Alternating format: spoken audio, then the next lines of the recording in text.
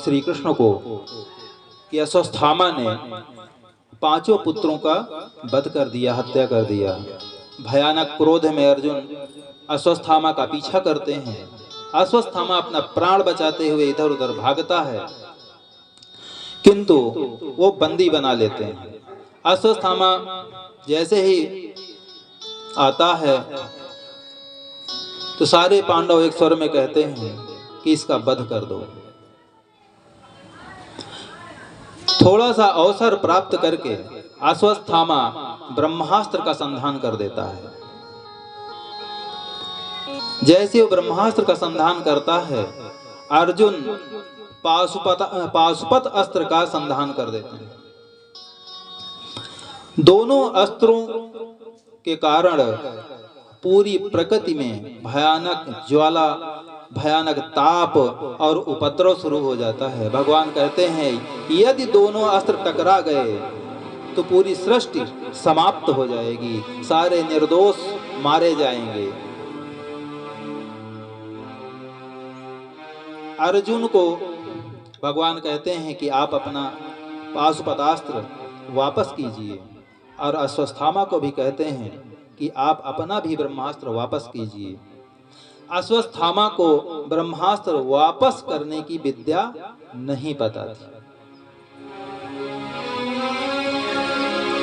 अश्वत्थामा ने कहा कि मैं इसका प्रयोग किसी ऐसे स्थान पर करूंगा जिससे कि किसी को कोई नुकसान नहीं होगा, क्योंकि मैं इसको वापस करना नहीं जानता। किंतु भयानक क्रोध में भरे हुए पांडव उसको बंदी बना लेते हैं और अपने शिविर में लाते हैं। सबका एक मत होता है कि इसका वध कर दिया जाए। इसने बच्चों को मारा, किंतु द्रौपदी जब देखती हैं तो कहती हैं कि नहीं, ये गुरुपुत्र है, ये ब्राह्मण है, इसके पिता से आप लोगों ने शस्त्र विद्या पाई है और उसी शस्त्र विद्या के कारण आप इतना बड़ा महाभारत का युद्ध जीत पाए हैं और कौरव पराजित हुए हैं। इसलिए दूसरी बात, जिस प्रकार मैं दुखी हूं अपने पुत्रों के कारण, इसकी मां भी दुखी होगी। किसी भी प्रकार से इसको मारना उचित नहीं है। श्री कृष्ण भगवान का इशारा पाकर अर्जुन अश्वत्थामा के केस काट देते हैं, बाल काट देते हैं, और उनके मस्तक पर जो मणि होती है उसको निकाल लेते हैं। क्योंकि शास्त्र में कहा गया है कि ब्राह्मण की हत्या नहीं की जाती, किंतु यदि ब्राह्मण को देश निकाला दे दिया जाए और ब्राह्मण का यदि अपमान कर दिया जाए तो उसके लिए मृत्यु से अधिक है। इसलिए उसको अपमानित करके छोड़ दिया गया। अश्वत्थामा कह रहा था, इस प्रकार मुझे अपमानित मत करो, मेरी हत्या कर दो, मेरा वध कर दो। किंतु भगवान श्री कृष्ण ने श्राप दे दिया कि तुमने शिशुओं का वध किया है, शिशुओं को मारा है। प्रलय के अंत तक तुम इसी प्रकार दुर्गति को भोगोगे और इसी प्रकार रहोगे। इस प्रकार अश्वत्थामा का त्याग कर दिया जाता है। अश्वत्थामा आज भी जीवित हैं, क्योंकि शिव की कृपा से ही उनका जन्म हुआ था, तो आज भी वो शिव आराधना में लगे हैं, आज भी जीवित हैं। और जिस स्थान से उनके मणि निकाली गई थी उस स्थान का घाव प्रलय के अंत तक नहीं भरेगा। ये श्राप श्री कृष्ण भगवान ने उनको दे दिया था। इधर अश्वत्थामा जाते जाते अपनी कुटिलता दिखा गया। वह ब्रह्मास्त्र उसने उत्तरा के गर्भ की ओर छोड़ दिया। अभिमन्यु की पत्नी जो युद्ध में मारे गए थे, उनके गर्भ की ओर उसने छोड़ दिया। उत्तरा के गर्भ में भयानक ताप शुरू हो गया। नारायण को यह जानते देर नहीं लगी कि इसने जाते जाते भी पांडवों के वंश को समाप्त करने की व्यवस्था कर दी। इतना जब इसका त्याग कर दिया जाता है और यह पहुंचता है दुर्योधन के पास, जो अपनी मृत्यु का इंतजार कर रहा होता है, दुर्योधन कहता है कि मैंने तुमको पांडवों का वध करने के लिए भेजा था और तुमने तो मेरा वंश ही समाप्त कर दिया। तुमने बहुत बड़ा अपराध किया है।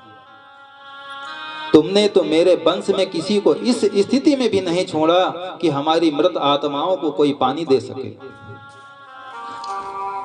भले ही वो मेरे शत्रु, किंतु यदि पिंडदान करेंगे और वे पितृपक्ष में जल देंगे तो वो मुझे भी प्राप्त होता। मैंने बच्चों को मारने के लिए नहीं भेजा था। इस प्रकार दुर्योधन भी अश्वत्थामा का तिरस्कार कर देता है।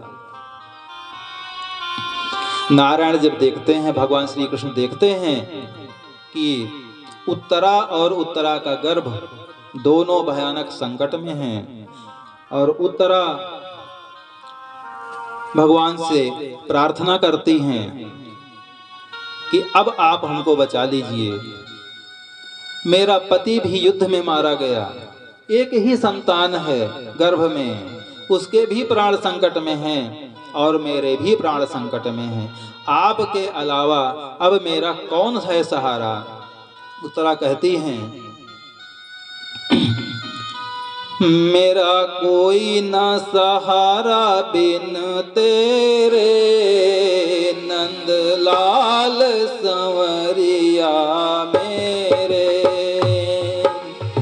मेरा कोई न सहारा बिन तेरे, नंदलाल संवरिया मेरे।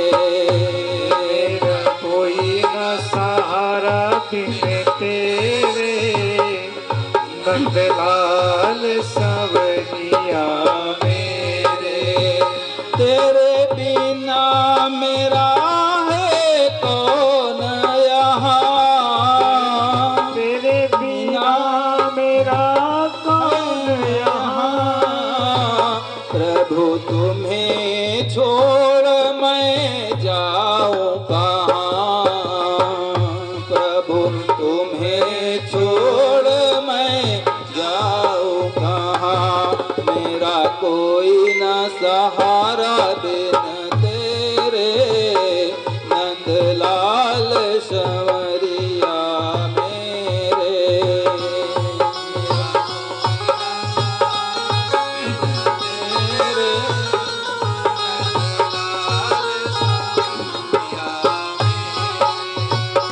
मैं तो आन पड़े हूँ दर तेरे, मैं तो आन पड़ी हूँ दर तेरे, घन श्याम संवरिया मेरे। मैं तो आन पड़ी हूँ तेरे, घन श्याम संवरिया मेरे। मैंने जन्म लिया जग में आए, मैंने जन्म लिया जग में आए। तेरी कृपा से ये तन पाए,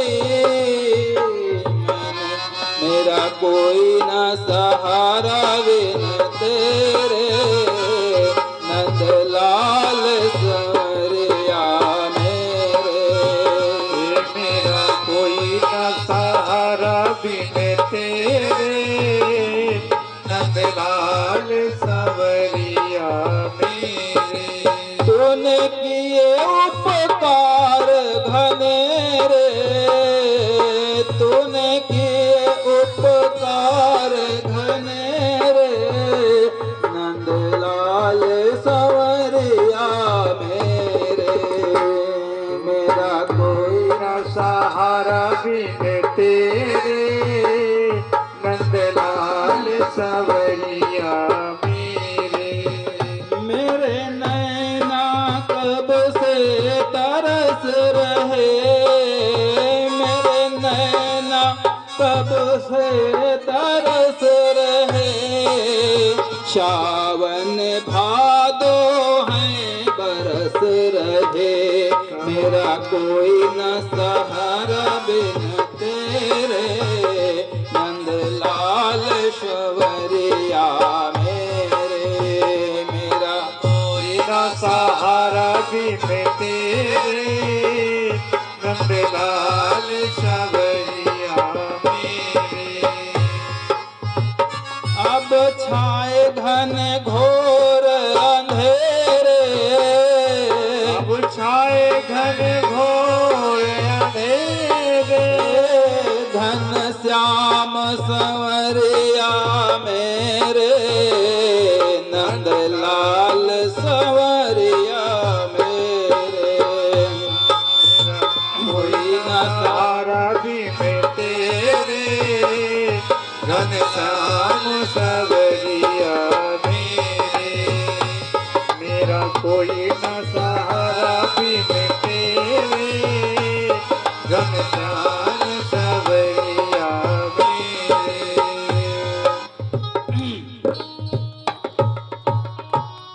जब उत्तरा इस प्रकार भगवान की प्रार्थना करते हैं कि अब आप मेरे वंश का जो एकमात्र उत्तराधिकारी है, आप उसके भी प्राण बचाइए, मेरे भी प्राण बचाइए, मैं इस ताप से जल रही हूँ।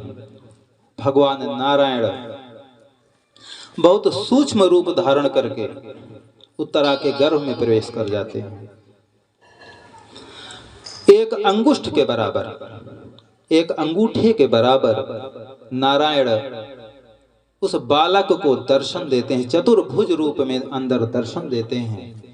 अब आप सोचिए कि जिसको गर्भ में ही नारायण के चतुर्भुज रूप का दर्शन हो गया हो, वो कितनी दिव्यात्मा हो।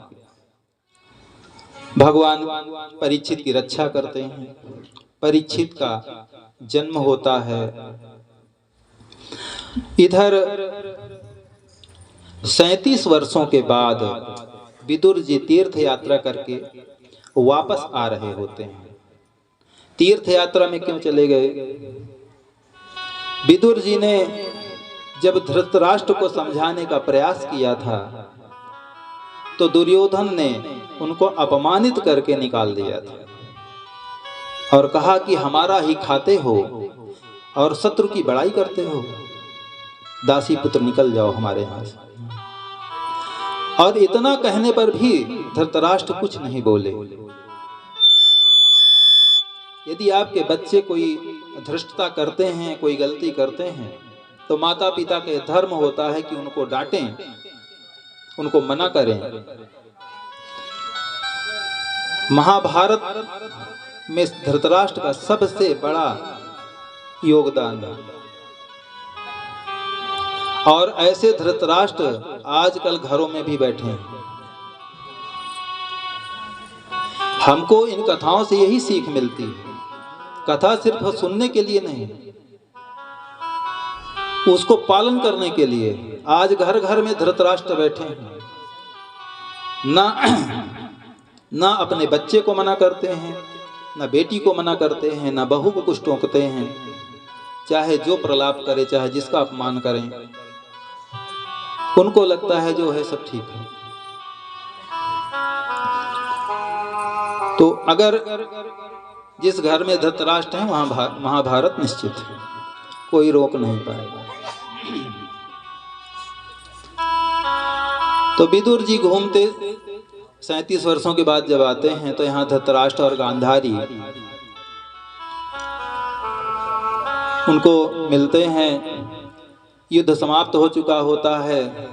धर्मराज युधिष्ठिर सिंहासन पर होते हैं। वो विदुर का स्वागत करते हैं, पाद प्रक्षालन करते हैं। किंतु आधी रात को विदुर जी धृतराष्ट्र से मिलने जाते हैं और क्या कहते हैं कि जिस भीम को आपने विष दिलवाया, जिनको लाक्षागृह में भस्म करने का आपने योजना बनाया, और उससे भी भयानक जो कृत्य आपने किया, द्रौपदी को जब सभा में लाया गया तो आपने स्वीकृति दी, जो जब सबसे जघन्य अपराध था। और आप इन्हीं का अन्न यहाँ कुत्ते की तरह पड़े पड़े खा रहे हैं। बहुत कठोर शब्दों का प्रयोग किया विदुर ने। उन्होंने कहा कुत्ते की तरह आप यहाँ इन्हीं का अन्न खा रहे हैं, आपको लज्जा नहीं आती? आपको तो उस समय भी लज्जा नहीं आई जिस समय आपकी बहू को सभा में लाया जा रहा था। तो मैं समझ सकता हूं कि आपको इस समय भी लज्जा नहीं आ रही होगी। धृतराष्ट्र कहते हैं और अधिक अपमान मत करो, मैं अंधा हूं, मैं कहां जाऊं, और मेरे भतीजे बहुत अच्छे हैं। विदुर जी कहते हैं वो अच्छे ना होते तो युद्ध जीतते, अच्छे थे तभी नारायण उनके साथ थे। इस प्रकार जब विदुर जी धृतराष्ट्र को समझाते हैं और कहते हैं कि आपका अब यहाँ रहना उचित नहीं है, कितने दिन का जीवन है और कितना कौन सा सुख भोगने के लिए आप यहाँ पड़े हुए हैं। धृतराष्ट्र और गांधारी उनकी बात को समझ जाते हैं। विदुर जी कहते हैं कि यदि आप दिन में गए तो युधिष्ठिर आपको जाने नहीं देंगे, वो धर्मराज है। आज भी उनका मोह है आपसे। आधी रात को धृतराष्ट्र और गांधारी विदुर जी के साथ निकल जाते हैं, तपस्या करने के लिए निकल जाते हैं कि अंतिम समय भगवान का ध्यान करते हुए हम चले जाएंगे। इधर जब युधिष्ठिर देखते हैं कि हमारे चाचा चाची यहाँ नहीं हैं और इस अवस्था में कहाँ गए, बड़ा कष्ट प्राप्त होगा। चारों तरफ खोज करवाते हैं और बहुत परेशान होते हैं। लोक निंदा भी होगी कि चाचा चाची थे, बूढ़े थे, उनको राजा बन गए तो उनको गायब करा दिया। उधर से नारद जी आते हैं, दुखी युधिष्ठिर को देखते हैं और कहते हैं कि आप दुखी मत होइए। उनको विदुर जी अपने साथ ले गए, आप उनको न रोकें, उनके मार्ग में बाधा न बने, इसीलिए विदुर जी उनको आधी रात को ले गए। उनके समझाने पर युधिष्ठिर शांत होते हैं। नारद जी कहते हैं वो तो अपनी तैयारी अपनी गति में गए, अब आप अपनी गति करो, अब आप अपना आगे का बनाओ। युधिष्ठिर कहते हैं देवर्षि आप ठीक कह रहे हैं। उसी समय युधिष्ठिर को एक और चिंता सताती है कि 7 महीना हो गया, भगवान के साथ अर्जुन द्वारिका गए हैं और अभी तक कोई समाचार नहीं मिला, ना कोई गुप्तचर आया, ना कोई दूत आया। ऐसा कैसे कि 7 महीने में एक भी सूचना इधर से उधर नहीं आई है। दूसरी चिंता यह हो रही है कि युधिष्ठिर के राज्य में अचानक उपद्रव शुरू हो गया। सियार चिल्लाने लगे, कुत्ते रोने लगे, चोरियां होने लगी, अनावृष्टि होने लगी, ओला पड़ने लगा, भूकंप आने लगे। ये देख करके युधिष्ठिर घबरा गए कि ऐसा क्यों हो रहा है। एक तो ये अपशगुन, लगातार इस प्रकार के अपशगुन उनके घर में हो रहे हैं। घी डालने पर भी आग नहीं जल रही है, इतना भयानक अपशगुन हो रहा है। तब युधिष्ठिर चिंता में बैठे हैं और उसी समय उधर से अर्जुन आ जाते। जैसे अर्जुन को देखते हैं तो तेजी से उठते हैं और कहते हैं 7 महीना हो गया, आपने कोई सूचना तक नहीं दी, हमारे प्रभु कैसे हैं? बहुत एक साथ कई प्रश्न कर डालते हैं। अर्जुन किसी का उत्तर नहीं देते। जब अर्जुन किसी का उत्तर नहीं देते और मुंह लटकाए हुए खड़े रहते हैं, एक शब्द बोलते हैं, कहते हैं हमारे भगवान ने हमारा त्याग कर दिया है।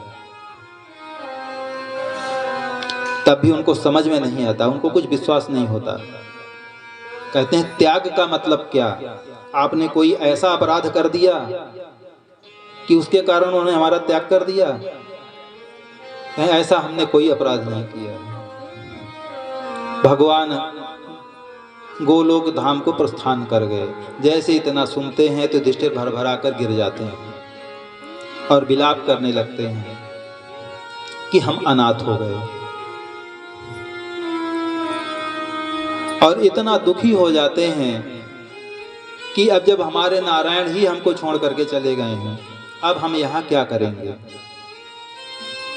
पांचों भाई, द्रौपदी सब एकत्रित होते हैं। उनका सब मोह भंग हो जाता है कि अब हम यहाँ नहीं रहेंगे। अगर हमारे नारायण, हमारे भगवान ही चले गए हैं, अब हम भी चले जाएंगे। ऐसा विचार करके तब तक परीक्षित युवा अवस्था में आ चुके होते हैं। परीक्षित का राज तिलक कर देते हैं, राजनीति के सिद्धांत उनको समझा देते हैं कि आपको कैसे धर्म के अनुसार शासन चलाना है। राज तिलक करके सिंहासन में बैठा करके पांडव हिमालय की ओर चल देते हैं। हिमालय की ओर तपस्या करने के लिए चल देते हैं। वहां सबके कुछ ना कुछ पाप और पुण्य होते हैं। अंत में युधिष्ठिर ही सदेह स्वर्ग के द्वार पर पहुंचते हैं, बाकी कोई उनके साथ नहीं पहुंचता। सिर्फ कौन पहुंचता है? एक काले रंग का कुत्ता। युधिष्ठिर ध्यान नहीं देते, वो पीछे पीछे वहां पर पहुंच जाता है। इंद्र उनका स्वागत करते हैं, कहते हैं सदेह प्रवेश करना यहाँ संभव तो नहीं है, किंतु आपकी इतनी तपस्या है कि आप सदेह प्रवेश कर सकते हैं, किंतु यह कुत्ता नहीं आ सकता। युधिष्ठिर कहते हैं कि जब से मैं चला हूं तब से मेरे साथ है और इसने मेरा पूरा साथ दिया है। अब मैं अधर्म में इसको छोड़ नहीं सकता। आप हमको स्वर्ग दें या न दें। इंद्रदेव कहते हैं कि स्वर्ग में वही प्रवेश करता है जिसके पुण्य अधिक होते हैं। युधिष्ठिर कहते हैं मैं संकल्प लेता हूं कि मैं अपना जीवन का सारा पुण्य इस कुत्ते को दे रहा हूं। आप मुझे स्वर्ग मत भेजिए, आप इसको भेज दीजिए, क्योंकि इसने मेरा साथ दिया है। इसीलिए उनको धर्मराज कहा जाता है। जैसे वो ऐसा संकल्प करने की बात करते हैं, वह कुत्ता धर्मराज के रूप में प्रकट हो जाता है। वो स्वयं यमराज थे और वो कहते हैं कि मैं तुम्हारी परीक्षा ले रहा था। इतने विकट संकट के बाद भी सब समाप्त हो चुके हैं, फिर भी स्वर्ग का जो लोभ होता है, अच्छे अच्छे नहीं छोड़ पाते हैं, और तुमने स्वर्ग का त्याग कर दिया एक ऐसे जीव के लिए जो मनुष्य भी नहीं है, वो कुत्ता है। इस प्रकार युधिष्ठिर स्वर्ग में प्रवेश करते हैं। इधर परीक्षित राजा बन जाते हैं। जो नया राजा बनता है, एक नियम होता है कि वो दिग्विजय यात्रा पर निकलता है और यह पता लगाता है कि मेरे अधीन कौन कौन राजा हैं। दिग्विजय यात्रा करते हैं। सब राजा परीक्षित को जितने राजा हैं सब उनका सम्मान करते हैं, पुरस्कार देते हैं, जय जयकार करते हैं। ये सब स्थिति होते होते वो वापस आ रहे होते हैं। वापस आ रहे होते हैं तो मार्ग में एक विचित्र घटना को देखते हैं। विचित्र घटना क्या होती है? वो देखते हैं कि एक पैर का बैल सफेद और एक गाय, वो रो रहे हैं, तड़प रहे हैं, और एक राजा की तरह सजा हुआ व्यक्ति उनको मार रहा है। शरीर उसका दिव्य है, बहुत आभूषण उसने धारण कर रखे।